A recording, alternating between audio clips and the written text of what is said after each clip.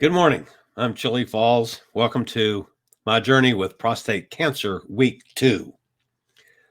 When I started this, I decided to give you guys a very transparent look at what happens with me, the good, the bad, and the ugly through this journey that I've been forced to start against prostate cancer. This has been an interesting week. It's one that featured basically 3 things. And I think maybe you'll see exactly what I'm talking about in the way of being transparent as I go through the next few minutes. If you're new to this channel, welcome aboard. Usually my YouTube channel and my Facebook pages are related to travel and cruise industry, both from travel and cruise industry news, from videos about various facets of the travel and cruise industry and cruise ships and ports of call. The Cruise Amigos, which I host a show from London on Sundays, co-host a show, and do some interview shows for the Cruise Amigos live from Virginia during the week as well. Our new foundation called Support a Port, which we're trying to raise funds to help folks that are totally gone broke since there are no cruise ships coming in the various ports around the world. And I decided to use this platform to offer this journey as well. If you'd like to keep up with my journey, please feel free to subscribe to this channel. The little bell notification will tell you when I go live with anything, and also when I post videos. So if you're new, welcome aboard. All right. This week, I had my first oncology appointment, and I had 2 major tests. One on Wednesday was the regular MRI that I've gone through 5 or 6 times now. Because I'm a big fat guy that tends to be claustrophobic, I cannot do the smaller tube MRIs. I get way too claustrophobic for that. But they use the big donut for me, and I can do that and have no problems with it. So I've done this test several times before. That's where they actually first discovered the nodules in my lungs, very small, several years ago, and have been watching those ever since.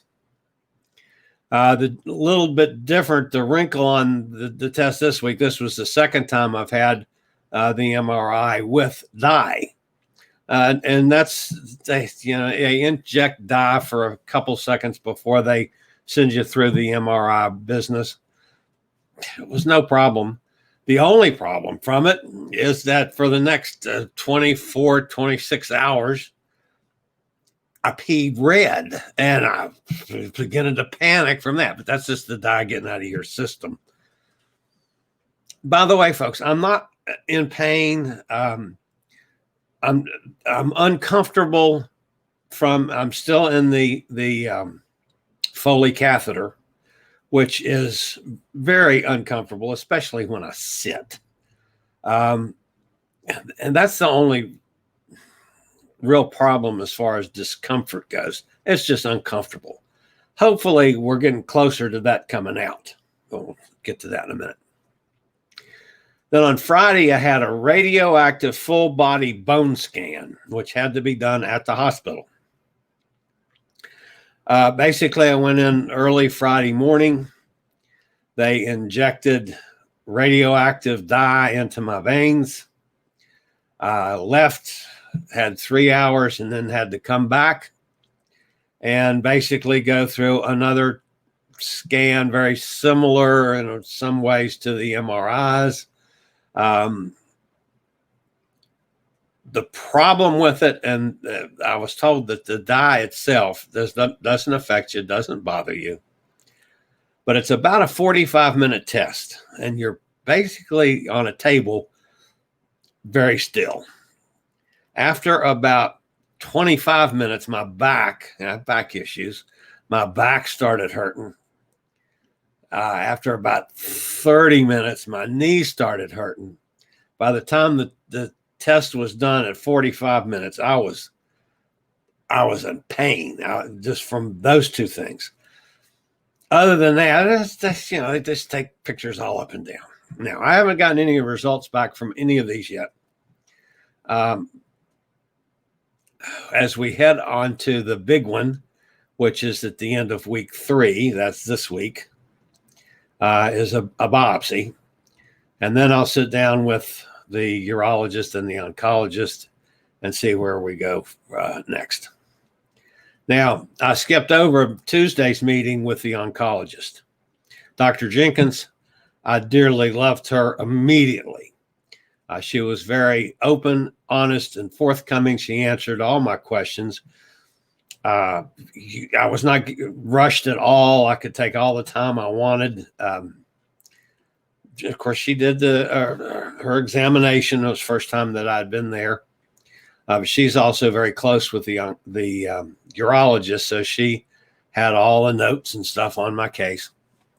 And we talked about it. And a couple things came out of that meeting that I found out about. One is the treatment options, which are going to be ahead for me. We're still technically in the diagnostic stage of the progression of this disease. Information gathering is a part of that. They're still gathering information. Have they made a diagnosis yet? Yes. Could it change? Yes. With more information. Is it likely to? No. All the indications are that I have prostate cancer. All the indications are that it is in several places, not just in the prostate. So the disease has metastasized and is in other locations. And there's a possibility that the nodules they found in my lungs originally, which we thought was from my 50-some years of smoking before I quit, is all related in the same thing. Now, the treatment options that I'm going to be faced with, one is hormone therapy. And some people are lucky that can get by with just that. Now, basically, hormone therapy is they lower your testosterone levels because the testosterone feeds the tumors and makes them grow. So they start lowering the testosterone level in a male. And that actually can start shrinking the tumors or the cancer in your body. For more serious cases, you have radiation therapy. There's options on that and what it'll do for you. There is chemotherapy. And of course, the most radical is surgery, which they go in and remove the affected areas. There's all kinds of serious side effects from that surgery. But it is still considered the least attractive of all the options. Both my urologist and my oncologist feel that surgery is the least likely thing that we're going to have to deal with. Actually, I have started some hormone therapy. Now, basically what they do for the first 7 days, which I'm now into the second week of this, you got a little pill. Remember the old saccharin pills that were about, really, really small way back when they first started doing things other than sugar for coffee or something? Little teeny tiny pill. It's about that size. Take one of those every morning. That's actually starting to tell my body to quit making testosterone.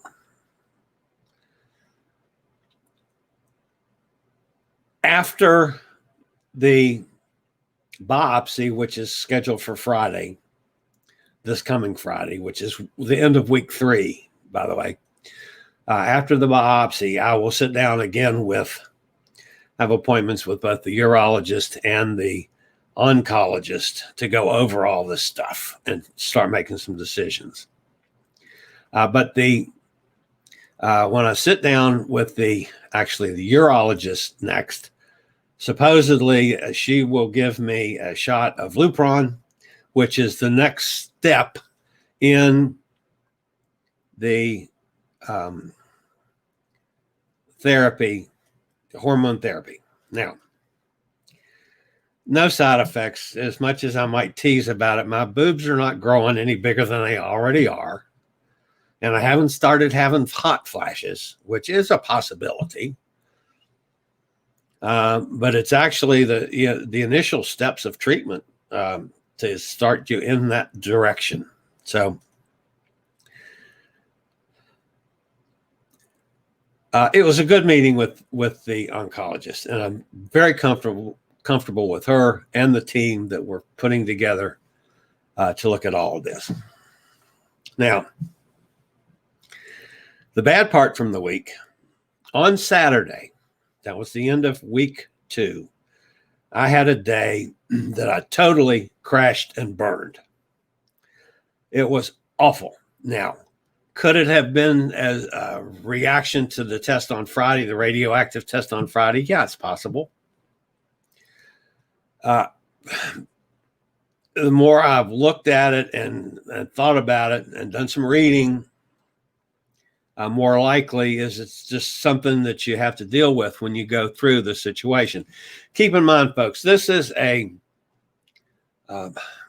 very common disease in men. 1 in 9 gets prostate cancer during their lifetime. 1 in 9. Of all the cancers that you could get, this is still probably the best. Don't get that wrong, but still, there's a lot more success with prostate cancer than with any other form of cancer. So keep that part in mind as well. If you're out there watching this and you're 50 years of age, I'm telling you, start getting tested, checked for prostate cancer now, especially if you're African American or Spanish American, because their percentages are even higher. But Saturday was a crash and burn day for me. And looking back on it from the whole week,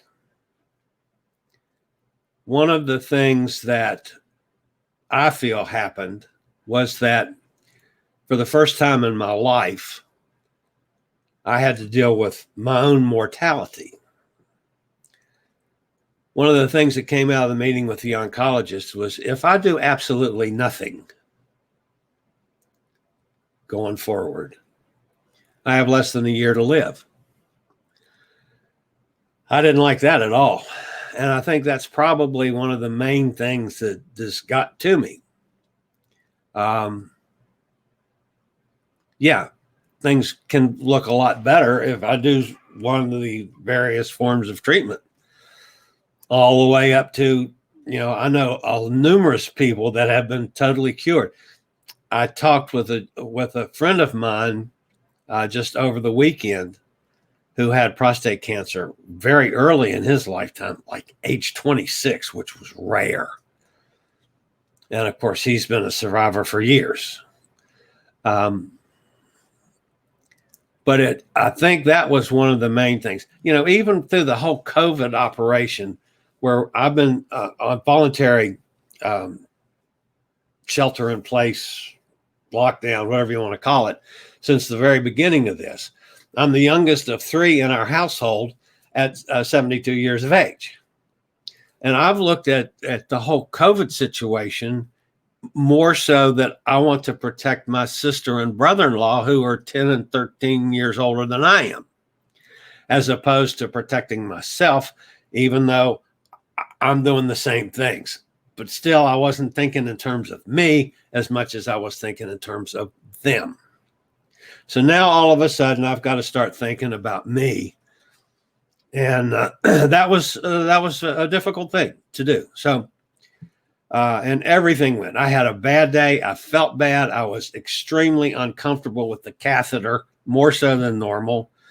I generally felt crappy all day. I had no energy. Emotions were shot to hell. It was just bad all day. Yeah, by Sunday I was fine. I'm not fine, but normal. So those are the kinds of things that you got to deal with. Will it happen again? Very possibly. I have no idea. If I get bad news as we go through this, which is always a possibility, how am I going to react to that? Who knows?